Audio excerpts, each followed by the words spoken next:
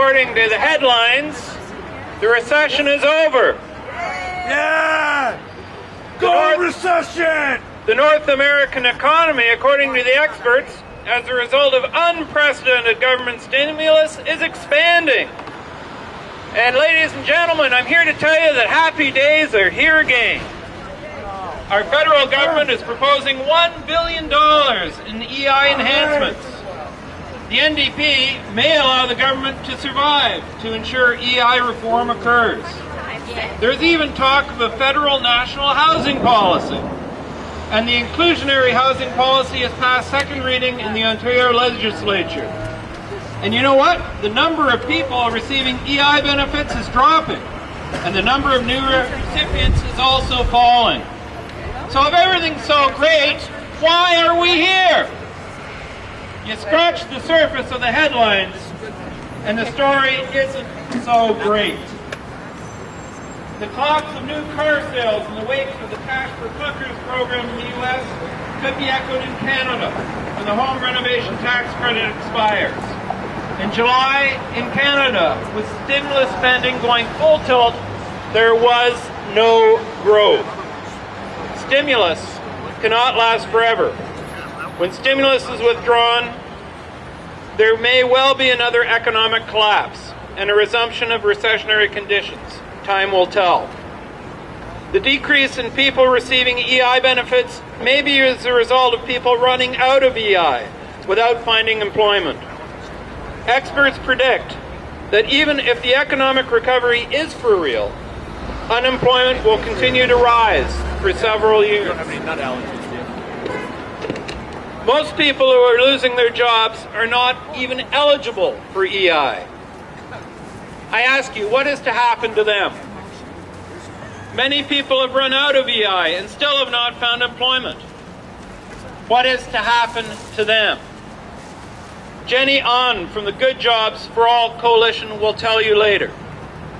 And many young people facing 20.9% unemployment can no longer afford post-secondary education. Others are burdened by student loans and still are unable to find employment upon leaving school.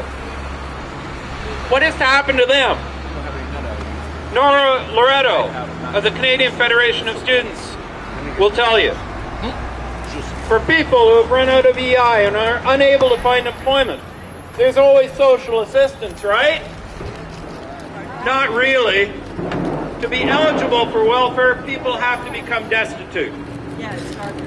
To be eligible, you have to virtually sell everything you own. You have to have virtually no liquid assets. Welfare rates have been reduced by 55% in inflation-adjusted dollars since 1993. And folks, good luck. Good luck trying to live on a maximum of $572 for a single person. Folks in desperation are relying on the frontline agencies for survival. Credit counseling services report increased demand. Daily Bread food bank visits are up over 17%. More families are living in shelters.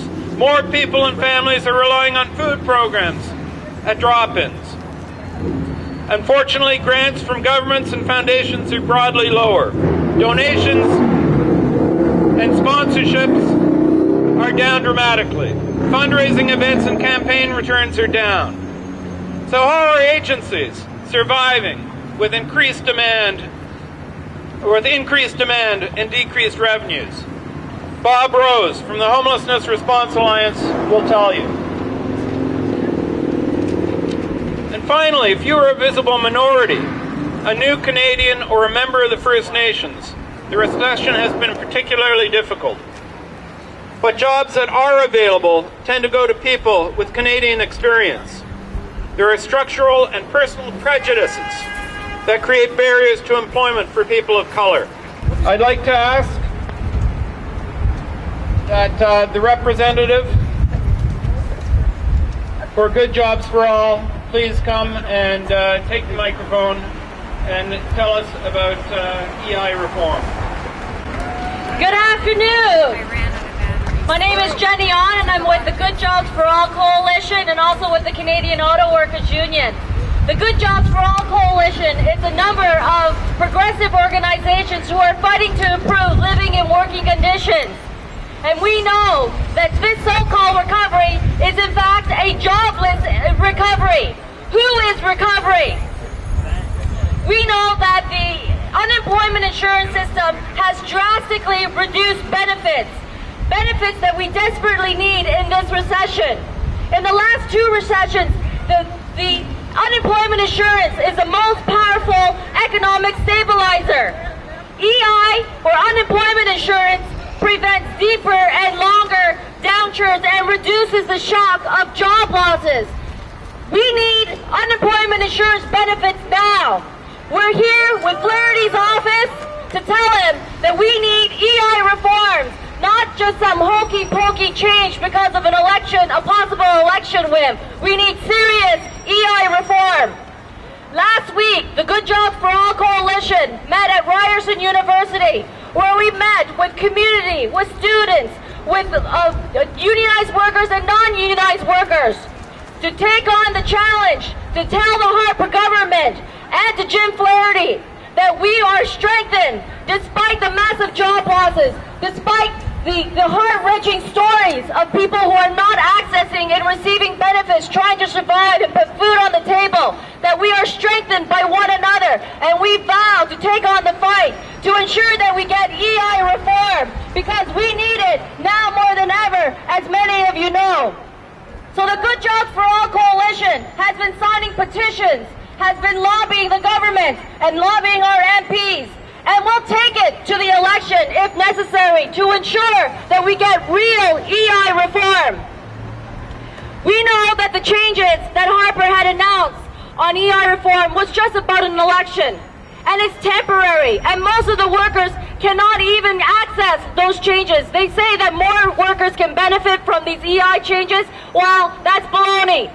We know that there are thousands and hundreds of thousands of workers who are not able to get it, and they're saying, well, let's give EI benefits to those with long tenure, with long service. Well, those workers are not able to access it. So we're telling Harper and Jim Flaherty to stop telling lies. We know the truth. We know that less than half of the 1.6 million workers that are unemployed now cannot access EI, and that is a shame. Yeah. So we're telling the politicians, let's get serious about EI reform. And the Good Jobs for All Coalition is demanding that we have a standard 360 hours of qualifying hours, not in some regions, but in every single region. Why should one area differ from another area in Canada? They should have the same qualifying hours. We need to make sure that EI benefits are increased to 50 weeks for all workers in all parts of Canada, not just in certain parts of Canada.